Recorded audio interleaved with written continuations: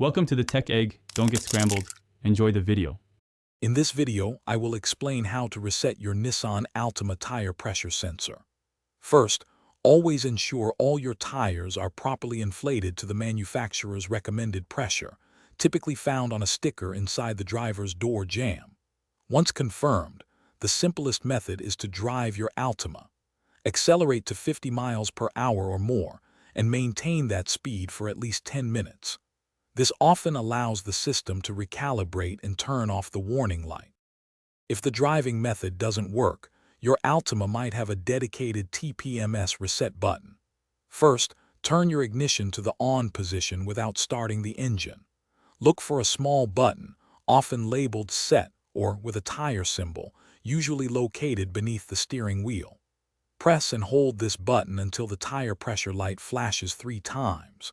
Release it, then start your engine and allow about 20 minutes for the system to refresh. Another effective technique is the inflate and deflate method. Begin by inflating all your tires, including the spare if it has a sensor, to 3 psi above the recommended pressure. Next, completely deflate each tire. This helps to clear any residual pressure readings. Finally, re-inflate all tires to their exact specified pressure. This process can often force the sensors to reset and communicate correctly with your vehicle's system. For a more thorough reset, you can try disconnecting the battery.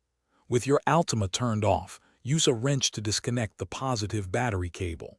Then, turn the ignition to the on position and honk the horn for about 3 seconds to discharge any remaining power.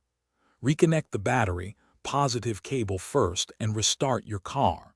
If the light still persists, a sensor might be faulty, and professional diagnosis is recommended. Thanks for watching. Consider subscribing if I helped unscramble your problems.